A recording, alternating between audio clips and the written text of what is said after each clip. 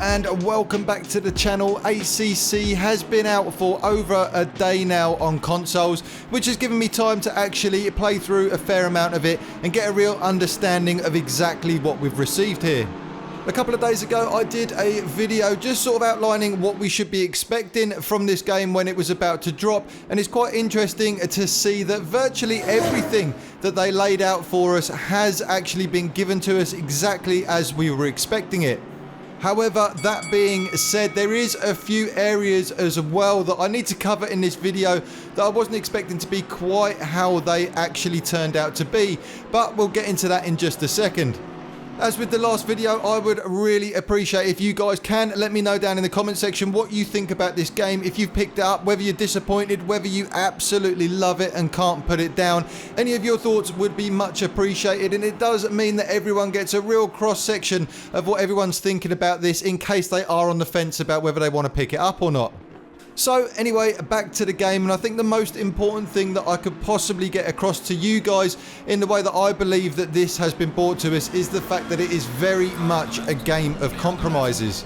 Myself being in the very fortunate position that I do have a half decent gaming PC along with consoles, I have had a chance to play this quite extensively before this release, and I know just how good this game is, so it's very easy to load it up into my PlayStation and then be very critical about it. But it has to be said that Kunos have been very honest about this entire process, and they did say that the graphics and just generally the way the game is going to look and run is going to be limited somewhat because of the hardware on the consoles. But most importantly, they were very keen to try and keep the whole AI side of the game, the physics, the way it generally feels, as true to the original over on the PC as possible. And I am very pleased to say that they've definitely done that. If you, like me, play a lot of Gran Turismo on your PlayStation, you will probably be quite disappointed in the visuals of this game. It's not to say that it looks bad at all, it doesn't, but there is an awful lot going on beneath the surface that you might not actually be aware of, and that's why they've had to cut back, strip back those visuals as much as they have. GT Sport in its own right is a fantastic game, and you only have to watch a few of my videos to realise how much I absolutely love it, but it is a very different beast altogether from ACC. The guys over at GT Sport can focus very heavily on the visual side of things because we all know there are areas of that game that are lacking quite a bit as well. Certainly from an AI point of view, you can pretty much come first in any single race you want to, regardless of what car you run in it. It is far too easy. The AI won't bash into you, but at the same time there is no aggression there. There's nothing really going on other than the cars just following the racing line. Add to that the fact that there is no dynamic weather, there is just presets for the time of day as well on GT Sport, so it's far easier for them to just program in the sun is going to sit at this particular point in the sky. It's not going to change for the entire race. There's no sort of real computing power going into that. It's already preset for you, whereas ACC has got all of that going on in the background. You've got dynamic weather, it can change throughout the race. On top of that, you can have the sun moving across the sky at an incredible rate, changing from day to night while you're racing, and all that time the PlayStation or the Xbox are under a lot of load trying to work out exactly what it should be doing the whole time. The reason they've done this is all in the name of realism, and it is something that really does play into the game. Certainly if you're doing a longer race and you can stretch from that daytime into nighttime, it can feel fantastic. And from a visuals point of view, the lighting is absolutely gorgeous on all the consoles. Watching the sunset behind the trees never gets old, and it will really impress you the first time you see it. But for these reasons, it is definitely not really fair to compare this against Gran Turismo, and the reason that I've even brought that up is that I've seen a lot of comments from people that have bought this game on the PlayStation, and they're saying it just doesn't stack up to GT Sport from a visual point of view. And it's true, it doesn't, but it's not setting out to do that, and I really feel like if you're going to pick this up, you need to understand that that's not what this experience is all about. If we had to compare this to anything else that we've seen on this console generation, the closest thing really is going to be Project Cars 2. And I know a lot of people are going to be really hacked off with that comment because it wasn't a particularly popular game. Certainly from the sim community, you try and put this against Project Cars 2 and they would be really upset. But on consoles, we don't have the selection of games that you have over on PC. There's just not that many to choose from. And like I say, Project Cars 2 is going to be the closest thing to this. It too has dynamic weather, it has AI that you can control every single aspect of, make them aggressive, less aggressive. You can really change the difficulty far more than you can on any other games that we've currently got. And I really like Project Cars 2, do not get me wrong at all, I love it. It's got more of a variety than this game ever will have. However, what I've said before, and I'll say it again, ACC is all about doing one thing and doing it exceptionally well. And if you're into GT racing, this is the game for you, hands down, because Project Cars 2 just doesn't feel as honed in as this does. This just feels exactly as you would expect. The audio is absolutely superb. But like I say, you do have to be into GT racing to really understand this game. If you're after a variety of cars and things like that, you probably will be better off with things like Project Cars 2 or even GT Sport, or maybe even Forza as well. Getting back to the compromises though with this game, and let's address the elephant in the room here. This is the big one. You go onto anyone else's video on YouTube and the comments are full of people really disappointed about this, and that's the frames per second. Now, as with everything else about this game, Kunos have not hidden the fact that this was going to be 30 FPS from the start. We all knew that. The video I made a few days ago explained that it was going to be 30 FPS. Yet it seems like a lot of people cannot get over this fact, and I do understand it. It's 2020.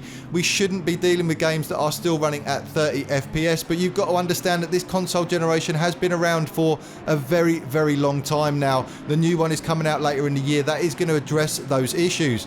But what we're doing here is trying to run a very new game on very old hardware, and like I said at the beginning of this video, these compromises needed to be made just so that you don't lose the core part of the game, which is the way it feels. Interestingly enough though, there is also a lot of people arguing for the whole 30 frames per second thing, obviously saying that it's important that they had that so that they could give us this driving experience. But at the same time, I'm seeing a lot of people saying that they are getting a solid 30 frames per second consistently throughout the game.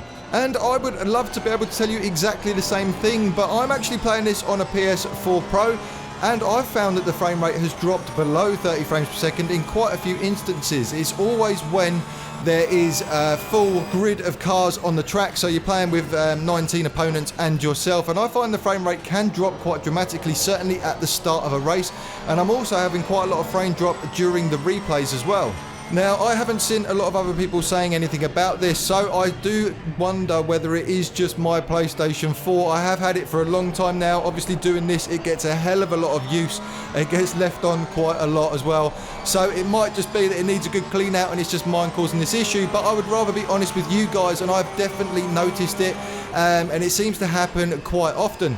Now, fortunately for me, it hasn't actually affected my game too much. Like I say, it seems to happen at points where you're sitting on your grid, you've got all the cars right by each other, and it doesn't really matter if you drop a few frames or not. It is obviously annoying, it's not very nice to look at, but at the same time, during races, I've had no issues at all, and it has been a pleasure to drive through each race. But still, if they're capping it at 30 frames per second, you feel like, or I certainly feel like, that should be a pretty good level that these consoles can achieve. So why can't it just sit at that perfect 30 FPS? I'd be interested to know if anyone else is having this problem on their PS4 Pro, on the Xbox One X as well, because again, all the comments that I've seen so far are saying that it's a solid frame rate, and it could just be me.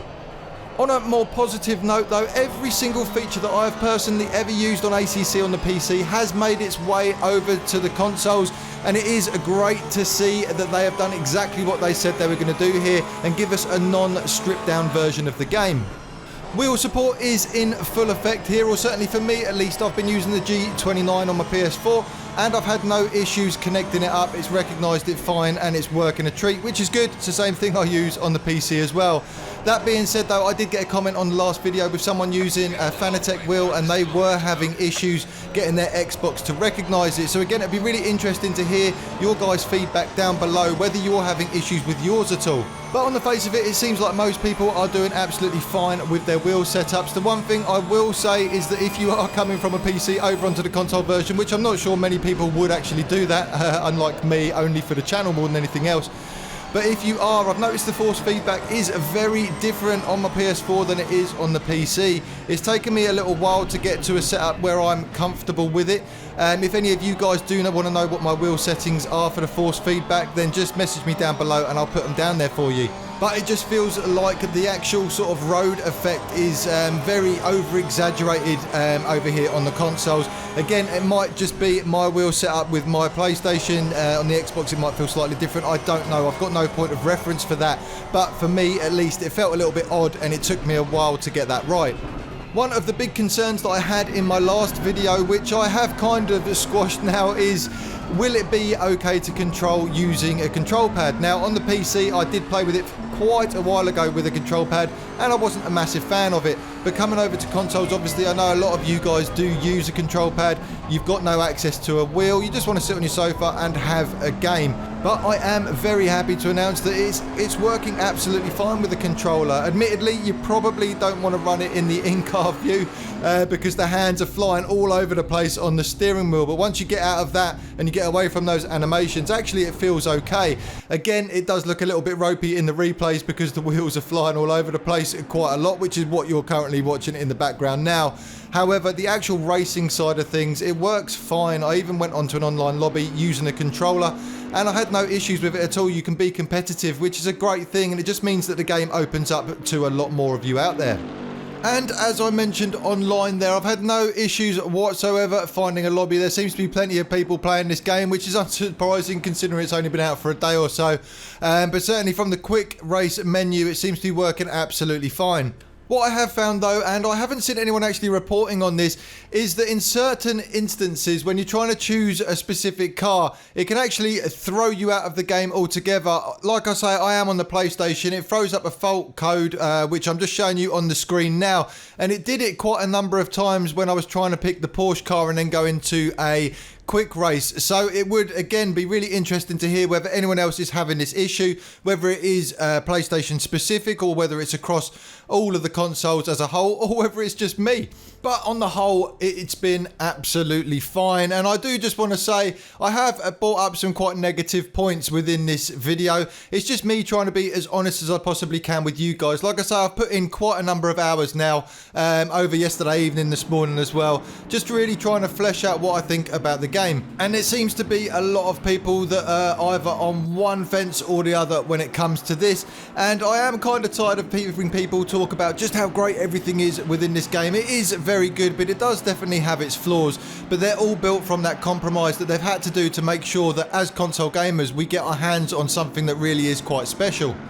So on the whole, I would definitely recommend this game. Like I say, you will be disappointed in the visuals if you're expecting something as good as GT Sport or even Forza as well. It's not quite up there with those games. However, it has its own touches which are really impressive. And once you get past the fact that you're worrying about visuals, you will realise just how beautiful the cars feel to drive. And that is ultimately what this is all about. And that is what ACC does so very well indeed. Moving forward, I really hope we see this come to the PlayStation 5 and the Xbox Series X. It would be great to see those new consoles really do this justice, and I don't see why they wouldn't do it. If you are thinking of picking this one up, it is only cheap, or certainly here in the UK, I managed to get it for $29.99, and there's plenty of retailers doing it at that price, which is a damn sight cheaper than most games of this kind of quality that are currently being released. I hope my points might have helped some of you out there that are unsure about this one. I'm certainly not one-sided about it. I do absolutely love it, and I can forgive it all of its flaws. But at the same time, I'd rather lay it out on the table for you all so you know exactly what to expect if you do pick it up. As always, don't forget to like, comment and subscribe. Also hit that notification bell if you want to know when I upload any videos. Expect to see more ACC content from me soon. Thanks for coming by the channel, and I'll see you on the next one.